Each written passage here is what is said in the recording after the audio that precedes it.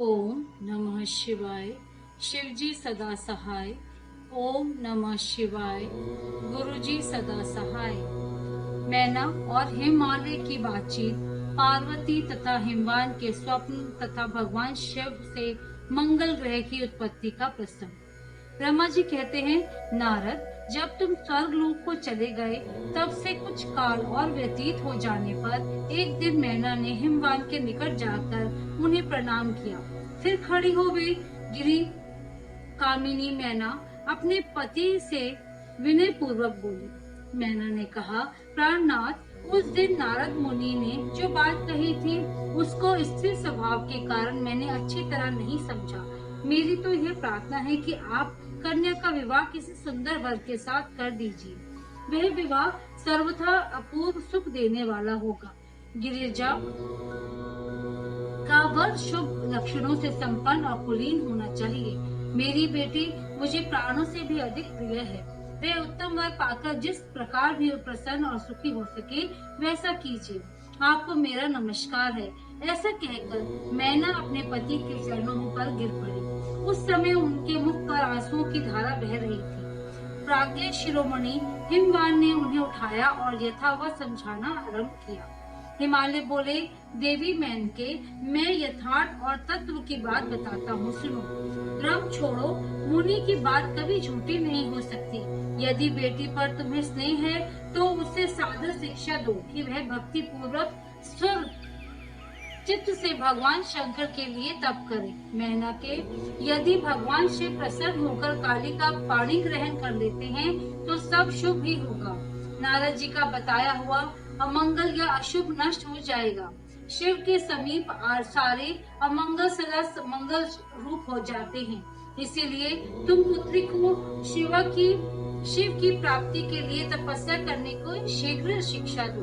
ब्रह्मा जी कहते हैं, नारद, हिमवान की यह बात सुनकर मैना को बड़ी प्रसन्नता हुई।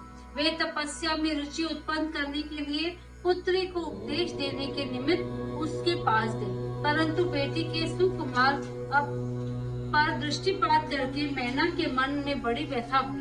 उनके दोनों नेत्रों में तुरंत आंसू भर आए।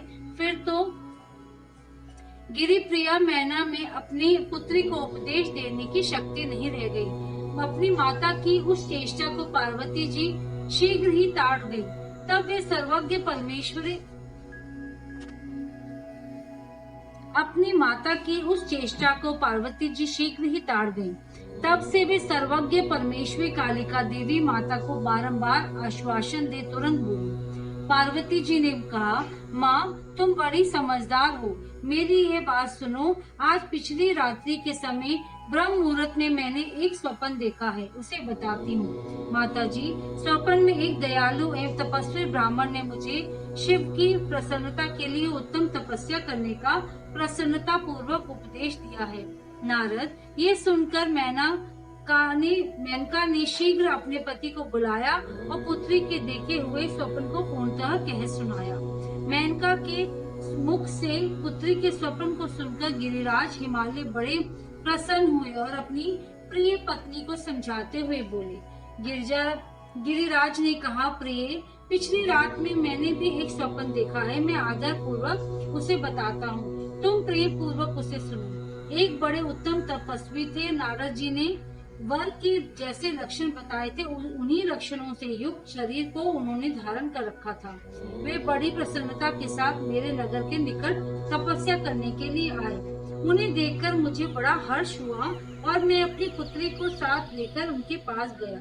उस समय मुझे ज्ञात हुआ कि नारद जी के बताए हुए वर भगवान शंभु यही हैं। तब मैंने उन तपस्वी की सेवा के लिए अपनी पुत्री को उपदेश देकर उनसे भी प्रार्थना की कि वे इसकी सेवा स्वीकार करें। परंतु उस समय उन्होंने मेरी बात नहीं मानी। इतने में ही वहाँ सांख्य और वेदांत के अनुसार बहुत बड़ा विवाद छिड़ गया। तदंतर उनकी आज्ञा से मेरी बेटी वहीं रह गई और अपने हृदय में उन्हीं की कामना रखकर भक्ति पूर्वक उनकी सेवा करने लगी।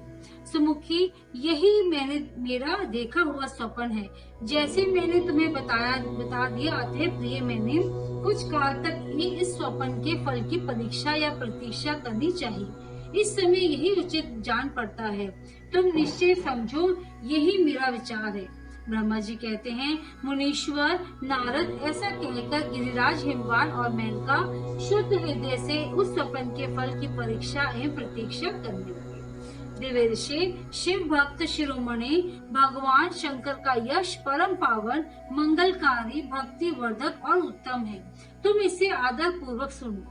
दक्ष यज्ञ से अपने निवास स्थान कैलाश पर्वत पर आकर भगवान शंभु प्रिया विरह से कातर हो गए और प्राणों से भी अधिक प्यारी सती देवी का हृदय से चिंतन करने लगे।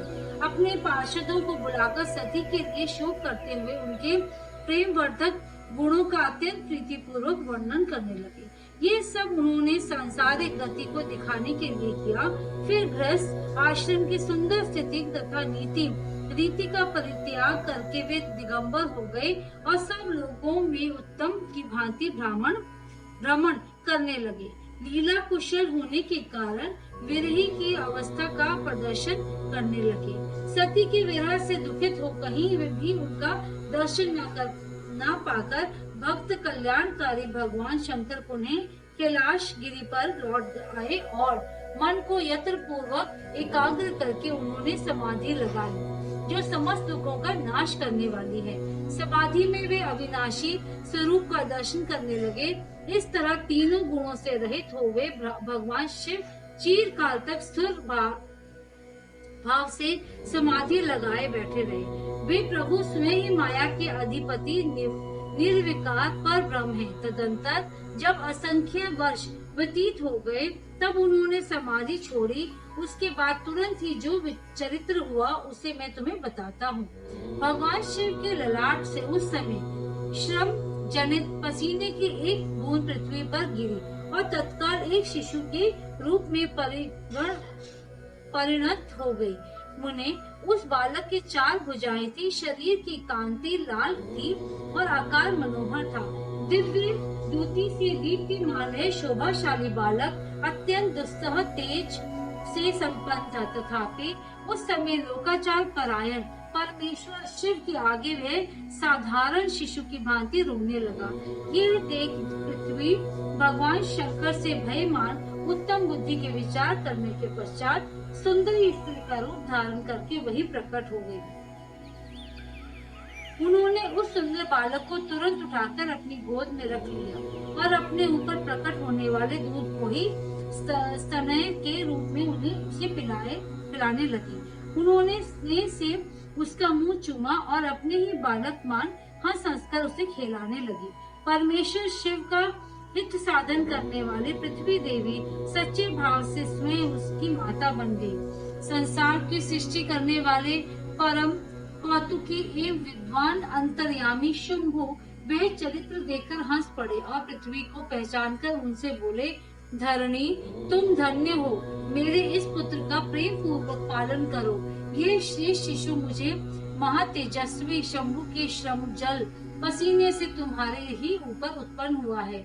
वसुदेव, यह प्रियकारी बालक यद्यपि मेरे श्रम जल से प्रकट हुआ है, तथापि तुम्हारे नाम से तुम्हारे ही पुत्र के रूप में इसकी ख्याति होगी। यह सदा त्रिविध तापों से रहित होगा, अत्यंत गुणवान और भूमि देने वाला होगा। ये मुझे भी सुख प्रदान करेगा। तुम इसे अपनी रुचि के अनुसार ग्रहण करो। ब्रह्मा जी कहते हैं, नारद ऐसा कहकर भगवान शिव चुप हो गए।